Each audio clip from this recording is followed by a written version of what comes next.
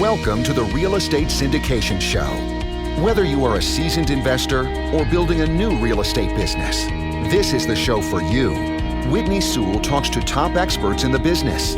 Our goal is to help you master real estate syndication. And now your host, Whitney Sewell.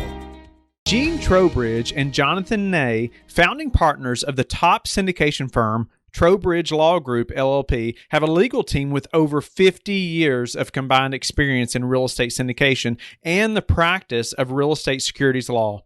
Over this time, Gene and his partners in several past firms and currently have helped clients raise close to $5 billion in offerings by empowering entrepreneurs to raise capital legally. To learn more about Trowbridge Law Group, LLP, visit their website at trowbridgelawgroup.com or follow them on Facebook, Instagram, or Twitter. This is your daily real estate syndication show. I'm your host, Whitney Sewell. Today, our guest is Charlie Stevenson. Thanks for being on the show, Charlie. Yeah, thanks, Whitney. Appreciate it. Pleasure to be here. Yeah, honored to have you on the show. Charlie and I have met at a few different conferences, and looking forward for him to be able to share his story. And a little about him, though, in case you haven't heard of him, he's a serial entrepreneur. He started several businesses in the U.S. and Europe in the marketing and adventure travel industry since his university days in Boston. He switched into real estate after realizing that he could generate passive income and scale more easily, allowing him to travel the world, spending time with his family, and focus on what matters most. After making the industry switch, he founded Akras Capital, which has been syndicating and acquiring multifamily properties across the U.S., building a portfolio with nearly 500 units valued at over $60 million. He's now committed to bringing the freedom he found syndicating real estate to others, in syndicating real estate to others, helping them break free from the constraints of time, money, and unfulfilling jobs. That's where we all want to be, right, Charlie? That's it. Yeah. Thanks. Yeah, thanks for being on the show, Charlie. Give us a little more of your background. I'd love to hear a little more about the story. I know you briefly talked about it before we got started recording. So give us a little more of your background. That's anytime any of us make a big swap like that, I did the same thing. I mean, it's obviously such a big decision, big leap of faith. And I think it just speaks volumes to just the listeners as well, and we'll encourage them. So get us started. Yeah. So I was always really passionate about travel and grew up in Washington State. My parents were big kind of backpackers. We'd go spend a lot of time exploring the mountains and the lakes of the Pacific Northwest. And as I got a little older, I started to want to get out of my own little backyard and start exploring the world more. So I ended up going out to Europe for a little while, where I founded a adventure travel business that brought American study abroad students on trips around Europe to ski in the Alps or go down to Morocco or sailing in the Mediterranean. And it was just a really amazing experience for me. And so I always really loved travel and entrepreneurship and building businesses from scratch. And after that business wound down, I moved back to Boston, where I went to college, and I was in the corporate world for a little bit in the travel industry. And I met my wife, and she was in the finance industry.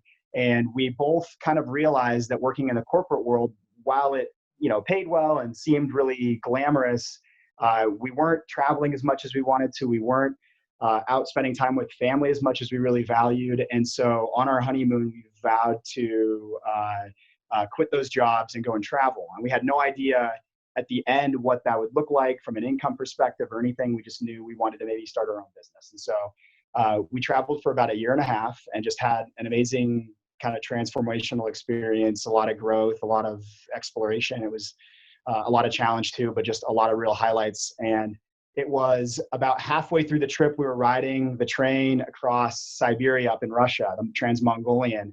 And a good friend of ours from Christina's former job was joining us. And we were talking about what we were doing after we were done, which was like 6 or 8 months out.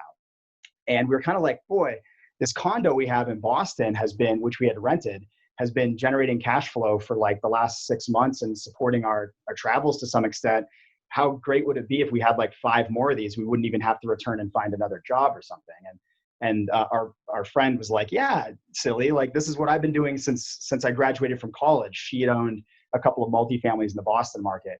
And at that moment, we were just kind of like, light bulb, let's turn this into something bigger than just a single condo. And at that point, we decided to begin building an institutional business that married my entrepreneurship with my wife and my other partners' experience in the finance industry as traders and portfolio managers. And that's what became Akras Capital. And we began acquiring multifamily apartment buildings, once we returned. So that's the whole long and short of it. And Nice. The whole thing was we wanted to be able to continue to travel, continue to spend time with our family, and this business is a means to that end. And we've gotten really passionate about it as well. So that's where we are. It's been fun. Wow. So it's neat that, I mean, I hear a similar story often where somebody just had a house, they had to rent it out because they had to travel, they had to go somewhere else for a job or whatever it may have been. They were forced to become a landlord. Then all of a sudden this light bulb came on, right? It's like, wow, I'm actually making some money here. And they, wasn't even counting on that. Never dreamed of being a landlord. And then it kind of opened their eyes to this bigger picture of real estate. Sounds like that's what happened to you. Yeah, same kind of story. And luckily for us, the landlording was really easy because it was a fairly new construction. And so there wasn't a lot to do. And we, learned a lot in that experience, and that we wanted to have assets that were fairly easy to manage. And we learned that kind of the hard way, I would say with our first couple of acquisitions, but now we've really dialed that in, having assets that cruise along, just like our first, new build condo in Boston. So we can truly, have it be a passive concern for us. So, I guess, let's talk a little bit about just the transition and why, or let me say this, or why syndication? So like you could have just stayed with condos. You could have, got to that 5 condos like you were talking about, or started flipping, homes or just more single family rentals. How, there's numerous different ways to get into real estate. Yeah. So why syndication? Yeah. So business was what I studied in college, and, from, day one, operations class 101, they drive into your brain, you need to gain economies of scale, and get as much leverage out of the systems and processes that you build. And our first acquisition was a small 5-unit multifamily that was built in 1900. And of course, it didn't have any on-site leasing management, didn't have any on-site management offices, anything like this, because it's just a tiny little multi. And we realized how much work it was taking to manage just 5 units under one roof. And one of our mentors at the time said, look, you guys have the smarts and the ability, like, go bigger. You're going to gain economies of scale.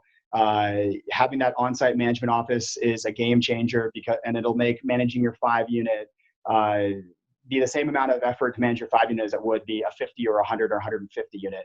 I don't know if that's exactly the case because there's a lot of different complexities, but certainly there's some truth to that kind of comparison. And so the ability for us to ultimately scale the business, and then it allowed us to go a little bit bigger, a little more quickly. And then our investors really enjoyed that kind of predictable passive income that we can provide for them. And the deal structures are really nicely structured to protect them and align our interests with them. So I think for all those reasons, we really like syndication as our kind of vehicle to invest in multifamily assets. Nice. So yeah, so somebody just really turned you on to it, right? I mean, like you're figuring out that, hey, this is a lot of work to manage this 5-unit property. And I think until you get into it, or until somebody kind of opens your eyes to it, you think, well, why in the world would I want 100 units when this is this difficult, right? Think about the economies of scale, like your friend was telling you. But and I was going to say too, a 1990 property, I know that's pretty common in the Northeast, right? A property that's built in the, real early 1900s. I mean, 1900s. Right. Yeah. I couldn't imagine that, but that's so common, up the Northeast. But tell us a little more about maybe your process just in getting into the syndication business. I know a lot of listeners could relate just to your process and being stretched really from, say, a 5-unit to even thinking about doing a larger transaction, a much larger property. There's just a lot of confidence that has to be built there, a lot of things to learn, but you do have to you have to take the step and make it happen. So walk us through that a little bit. Sure. So I would say a really kind of important inflection point for us was attending a conference, actually, where I think I first met you out in Denver a couple of years ago. We just went into it to explore and observe and see what all these different syndicators were doing. It's fairly a new idea and a concept for us.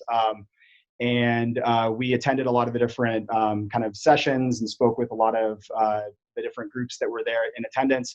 And we met one team who we just really had a great connection with. We felt like we were on the same page from a mindset perspective.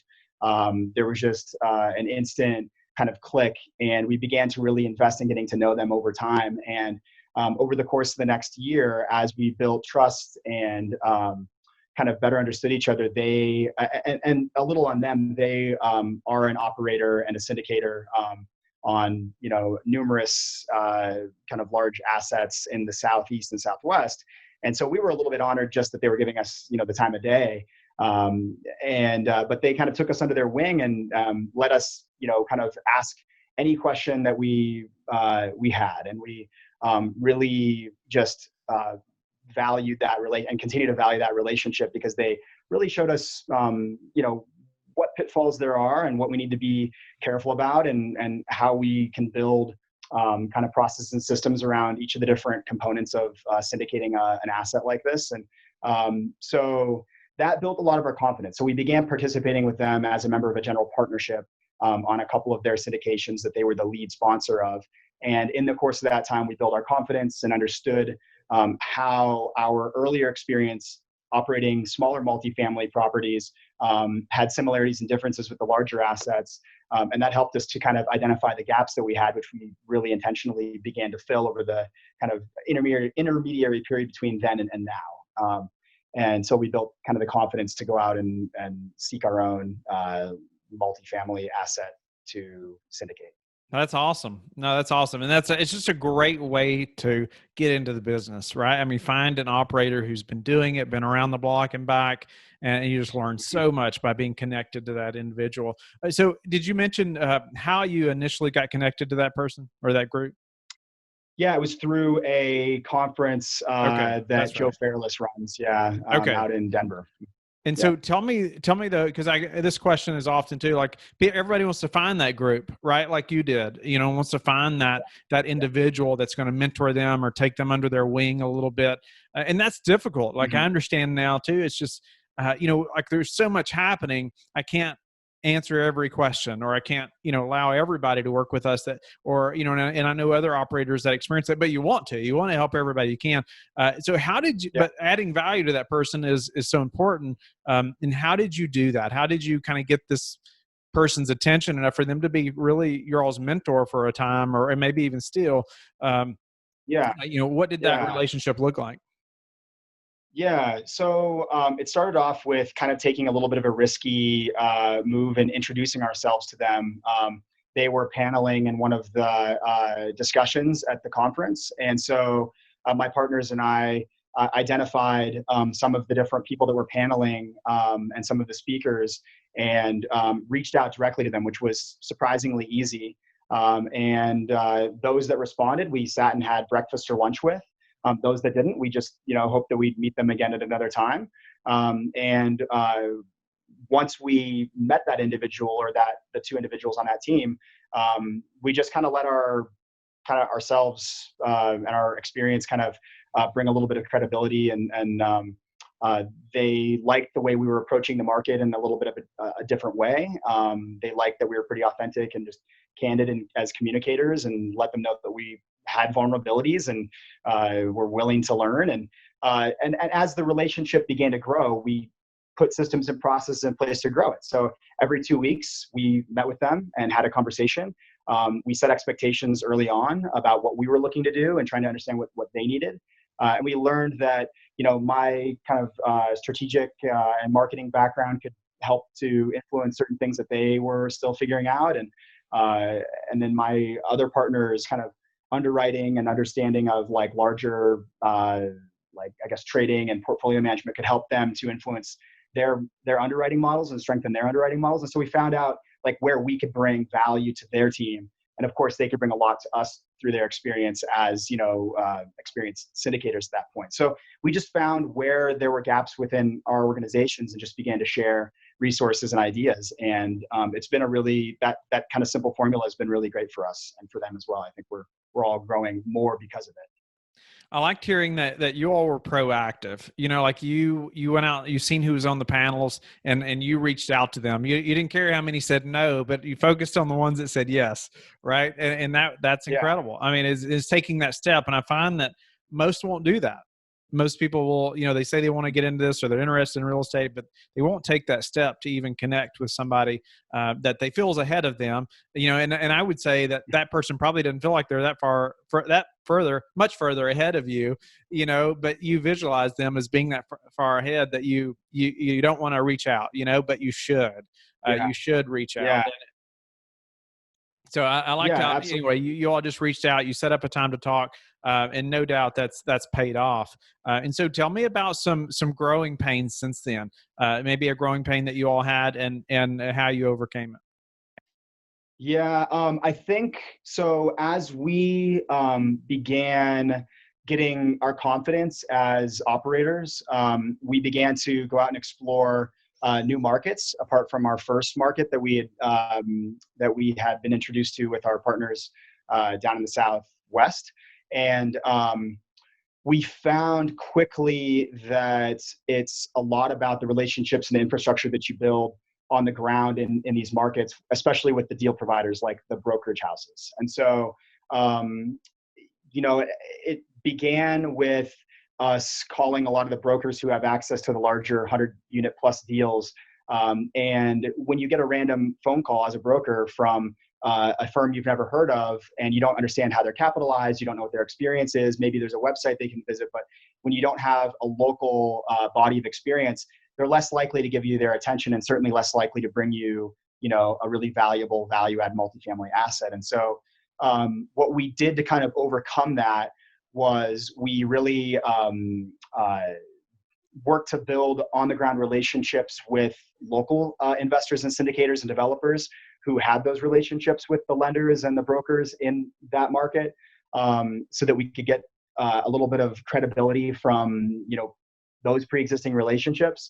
And then we also really did our best to convey our fit and the fact that we had the experience to be there, and we had the credibility to acquire and close on one of these larger multifamily assets just by flexing some of my other partners' experience in the finance industry and Wall Street and some of our experience starting multiple businesses. So really just trying to convey our credibility in a way that was humble, but also very direct, but also bringing other local relationships into those new kind of brokerage relationships that we were building. So that's how we kind of overcame it. Nice. So what's been and maybe this is related to the same thing, maybe not, but what's been the hardest part of the syndication process and for you, Charlie? Let's see. Well, I think that the hardest part for me personally has been a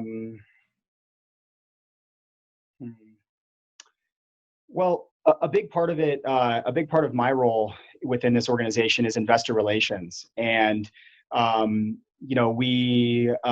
lucky to have a strong stable of kind of investors in our tier one network, which is our closest family and friends, to help us, close on our first couple of assets.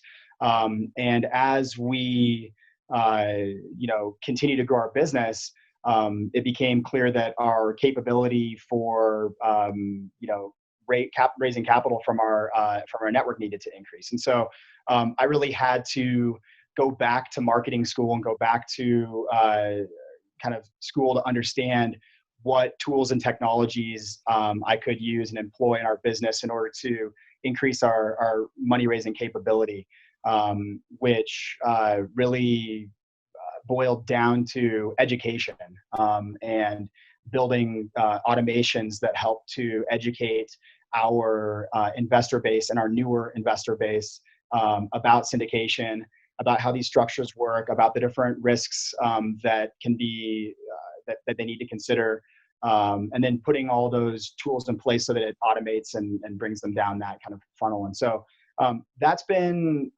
a bit of a challenge, just because I've had to go back and learn about all these new different technologies and put them in place. And kind of luckily over the course of the last 2 to 3 months, with kind of some of the slowdowns in acquisition as everybody's waiting for some repricing to happen, that's given our team a little bit of breathing room to say, all right, so what gaps do we have in technology in our business that can help us to increase our money raising capability? And I've had time to go and build out those systems and processes, write those white papers that help to change people's mentality from active to passive income, build those email welcome series that introduce our team, why they should trust us and why they should deploy their capital with our team. And so that's definitely been a challenge, but a fun one as well. It's allowed me to be, it's kind of a creative self-expression for me. So I've really enjoyed it.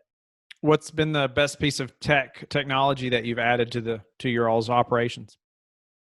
Yeah, I would say we implemented Active Campaign as our kind of marketing and customer relationship management platform about 3 months ago, and moved from MailChimp, and just the suite of tools that Active Campaign provides have been really really great, and have helped us to, like I said, automate our educational process and kind of our investor onboarding process. So definitely something I recommend. And if you really like to kind of nerd out about automations and ClickFunnels and that kind of thing, they've got all kinds of powerful tools that help to enrich your investors with education and resources.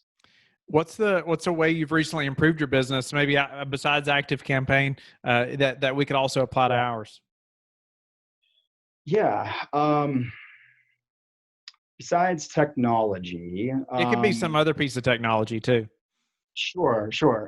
Let's see. I would say there are a couple of things. We began using a more kind of strict criteria for market analysis and market selection. And I would say that that has helped us to identify opportunity in markets that we otherwise would have overlooked. And so that was some of these different kind of criteria that we use, like, growth characteristics in the market, have helped us to explore new markets in kind of a different way. Maybe a market that we'd seen in the past that we weren't as interested in before. We're now saying, okay, this is something interesting. And so that was right before the COVID pandemic really hit the United States hard. Our team went down to Atlanta to attend a boot camp that helped us to really beef up that market selection model. And that's really been something that's helped us to see new opportunity in the United States. Nice. You got to be willing to invest in yourself, don't you? I mean, you all traveled, you've been attending conferences. It's not cheap to do that. But what's your best source for meeting new investors right now? Right now, I've been really pleasantly surprised with a platform that was introduced to me maybe about 2 or 3 months ago, called Lunch Club. I'm not sure if you're familiar with this one, but it's a virtual networking platform where every week you build a profile, and you build objectives into that profile. Maybe they're meeting interesting people, or launching a new business, or raising capital, or investing capital. And based upon your geographic location and sort of those objectives, they will match you with another professional or another person. And you can set up, up to 6 per week or something like this. So I've been doing a couple, and I've met some really interesting people that are business founders, entrepreneurs, venture capitalists, some people that are in the real estate business. I've met some syndicators, creative professionals, all sorts. And certainly have come across a lot of professionals who are kind of where my wife and I were before we got into real estate, where they were, kind of grinding away in an active income kind of career and they're looking for some kind of relief, and they're saying, boy, I'd really like to have more passive income so I can go travel, spend time with family. And so when, that kind of conversation begins, I'm like, well, perfect. Let's talk about how we could potentially work together, so long as, you meet kind of some of the important criteria for being able to be an investor in the types of deals that we bring our stable. So yeah, Very Lunch Club. nice. Is that like lunchclub.com? I think so. Yeah, I think it's Okay. lunchclub.com. Well, I'm sure we can find it, but I was just going to say, I've not heard anyone mention that, I don't think, on the show. So I'm grateful for you putting that out. What's the number one thing that's contributed to your success, Charlie? The number one thing that's contributed to my success, I really think, like, if I was to look at it from like my business perspective, my two partners have been a really strong support system for me, and I can really rely on them to bring kind of discipline to the type of work that we're doing, and then we also have a really good culture where we take care of each other. And I think, like, if there's one thing that's really kept us moving along and kept us motivated as we've grown this business, it's been them as a team I can rely on to just continue to motivate me and us and myself to motivate them. So I would say that our team, that kind of strong bond that we've created, and then also just the confidence that we've been able to have in getting into these larger assets based upon their experience as Wall Street investment managers and portfolio managers. That's been really great, because this isn't anything they haven't seen before. They were in the housing sector for a decade, watching fluctuations in the market since '07, and so they've kind of seen all this craziness before. So as someone who's never been in finance, I was in the travel industry. I would have maybe been thrown a lot by changes in the market cycle, or a large deal size. But for them, they were trading $300 million deals on a daily basis. So a $50 million property to them isn't something that is super overwhelming to them. So the confidence that they've brought to our business, I've been able to really kind of enjoy, have some of that and kind of bring some of that into the growth of our business. Nice. Well, tell us how you like to give back. In a couple ways. I really I benefited a lot as I was growing my businesses as a younger entrepreneur from my university back in Boston had a really great venture accelerator. And I was paired with mentors who had experience as entrepreneurs from the early stages of my second business. And they were just providing pro bono advice and strategic guidance on a weekly or biweekly basis. And since then, I've kind of gone back to that same group as a mentor myself and joined their venture mentor network. And it's part of Northeastern University's IDEA Venture Accelerator. And I got paired with two different ventures. One's a virtual yoga company based in Boston that's expanding. Another one is a travel business actually based in South America. And so I'm able to work with them on every couple of weeks, help them kind of suss out different components of their business plan, and just provide some guidance. And so that's one way that I really enjoy giving back, so that other entrepreneurs can continue to bring energy into the market. Nice. Well, Charlie, I'm grateful for how you've given back today to us as well. And, it's interesting. I don't know many people who have started businesses in Europe and the US. I just think that kind of gives you a leg up on a lot of us. I couldn't imagine going to another country and starting a business. But anyway, grateful to have you on the show. It's been great to hear how you got into that condo and really your eyes were opened. Then a 5-unit, and then somebody told you about doing a larger deal, and you all have made it happen. And just how you all were proactive, and you reached out to panelists, and you took the time. You've traveled to conferences. You all put the work in, and it's paying off. And I know that a lot of listeners are looking up to you, and are hoping they'll get to where you're at. And so tell them how they can get in touch with you and learn more about you. Yeah, thanks, Whitney. So my business is called Akras Capital, AKRAS capital.com. So you can certainly visit our website. We have a lot of resources there where you can find out what we're up to, sign up for our newsletter, and we send off, information about the markets that we're looking at, and any interesting investor insights that we come across, we like to share. You can also download a white paper right on our website and get some more resources that you can get inspired with and share with your communities. And then my direct email is just C as in Charlie Stevenson at akrascapital.com. Feel free to reach out to me and introduce yourself. I always love meeting, other professionals within the industry, and we'll see if there's any ways that we can, help each other out and collaborate. So yeah, I look forward to meeting any that reach out to me. So, and thanks, Whitney. I appreciate everything. It's been great being on the show. Thank you for listening to the Real Estate Syndication Show, brought to you by LifeBridge Capital. LifeBridge Capital works with investors nationwide to invest in real estate, while also donating 50% of its profits to assist parents who are committing to adoption. LifeBridge Capital, making a difference, one investor and one child at a time. Connect online at www.lifebridgecapital.com for free material and videos to further your success.